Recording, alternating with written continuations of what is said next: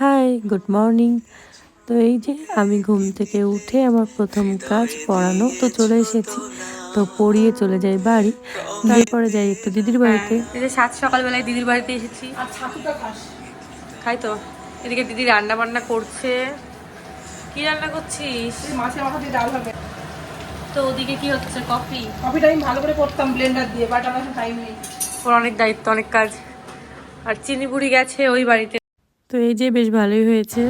হাজবেন্ডকে খেতে দিচ্ছি। হ্যাঁ, সাবাস, তোরই হবে জীবনে। আমার হাজবেন্ডকে যত্ন করতে হবে। ও দিদির বাড়ি এসেছিলাম একটা কাজে, দেন হয়ে গেল। এবার চলে যাবো বাউই। তো বাড়ি গিয়ে আবার ছিল পড়ানো। আর এই দেখো আমি পড়াতেও চলে এসেছি। তো এটা স্টুডেন্টের একটা হ্যান্ড ওয়াশ বলতে পারো। তো এগুলো দেখে আমি অবাক হয়ে গেছিলাম প্রথমবার। ফুল ফুল আবার হ্যান্ড ওয়াশ হয় নাকি, তো আমাকে অ্যাপ্লাই করতে বললো। তারপরে দেখছি হ্যাঁ সত্যি সত্যি বেশ ভালো লাগলো। তো এটা স্কুল কলেজ তারপরে দূরে কোনো জায়গায় ট্রাভেল করলেও নিয়ে যেতে পারবে। তো তারপরে আমাদের ভাত খাওয়া হয়ে গেছিলো আর মা ঘুগনি করেছিল বলে একটু টেস্ট করেও আসলাম। তো তারপরে আমি গেছিলাম একটু কলেজে হচ্ছে অ্যাসাইনমেন্টের কিছু কাজ ছিল, সেগুলো করে চলে এসেছিলাম একটা ক্যাফেতে। তো এখানে এসে একটু রিল্যাক্সে এক কাপ কফিও খেয়ে নিলাম। আমি মনে করি সবসময় নিজেকে সবার আগে প্রায়োরিটি দেওয়া উচিত, কারণ নিজেকে না ভালোবাসলে সে কাউকে ভালোবাসতে পারে না। তো আমার যেটা মন চাই আমি সেগুলোই করি, আমার যেটা ভালো লাগে আমি সেগুলোই আগে করি। তো আমার এখন কফি খেতে ইচ্ছে করছিল, আমি ঢুকে এক কাপ কফি খেয়ে তারপরে চলে আসি বাড়ি। আর আজকে আমার ভয়েসটাকে একটু অ্যাভয়েড করো, কারণ আমার গলা বসে গেছে। এখন বাজে 4:30 মতো, এখন যাবে এক্সারসাইজের জন্য। এই তো ঘুমিয়ে ঘুমিয়ে আসে। আমার যা ঠান্ডা লেগেছে সে আর বলার কথা না। তোর লাগেনি? আমার গলা খুশখুশে। আমরা কি বলতো, ঘেমে জল খাই, বেশি জল খেতেই হয় না। তারপর ফ্যান চালিয়ে দিই, নাটক করি, ব্যাস ওতেই জীবন শেষ। সব পোস্ট অফিসে মরে চা খাই, খাবি?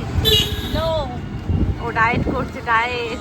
তো সব থেকে বড় কথা হচ্ছে 2026 সাল পরে আমি নিজের জন্য একটু টাইম বার করার চেষ্টা করছি। মানুষের কাজ সব সময়ই থাকবে, কারোর হয়তো বেশি কারোর হয়তো কম, কিন্তু তার মধ্যেও নিজের জন্য টাইম বার করে সেটা করা, এটা একটু কঠিন ব্যাপার। কিন্তু একবার যদি টাইম বার করে ফেলো ব্যাস, তখন আর কিছুই মনে হবে না। তো যাই হোক, বাড়ি আসার সময় একটা ভেজ মোমো নিয়ে নিই। তো বাড়ি এসে 2 কাপ গ্রিন টি করি, দিদির 1 কাপ আর আমার 1 কাপ। একটু পরেই আছে আবার আমার পড়ানো, বাড়িতেই ব্যাচ, বাড়িতেই আসবে। আমার তো বাইরে বেড়ালে কিছু না কিছু খেতে মন চাই, হয় ফুচকা না হলে মোমো। তো যাই হোক, আজকে খেয়েছিলাম মোমো। তো বাড়ি এসে গ্রিন টিটা খেয়ে তারপরে পড়াতে বসে পড়ি। আমি শুধু একটা জিনিস ভাবছি, আমার জীবনে কতটা এনার্জি থাকলে সেই সকাল 6টা থেকে পরপর চলছে। তো আমি যেন ক্লান্ত হচ্ছি না, ক্লান্ত হচ্ছি তো পরপর লেগেই আছে। তো সেই সকাল থেকে চলছে, সকাল 6টা থেকে, দেন পরপর পরপর তার মাঝে স্নান খাওয়া পুজো ওটাতে আছেই, মানে এটা তো আছেই। তো তারপরে জাস্ট দুপুরবেলায় 0.5 ঘন্টা মতো শুয়েছিলাম। তো আবার বিকালবেলায় এক্সারসাইজ, তারপরে ধরো আবার পড়ানো। আর এই যে আমি এখন ছুটি দিলাম, এখন বাজে 8:45। তো অ্যাট লাস্ট আমরা এখন রাতের খাবারটা খেয়ে নেবো। এখন বাজে 8:30 মতো, আর আমি খাবো আজকে দুধ রুটি। তো অনেকদিন পর দুধ রুটি খাচ্ছি। এবার অনেকেই বলবে দুধ রুটি আবার এমন কি লোক দেখানোর আছে, কিন্তু আমার কাছে বিরাট, কারণ আমি ছোটোবেলায় খুব খেতাম, ছোটোবেলায় সত্যি খুবই খেতাম। আমরা 3 বোনই, তো আমাদের সবারই প্রিয়। তো মা আগে ছোটোবেলায় সবাইকে এরকম করে খাইয়ে দিত।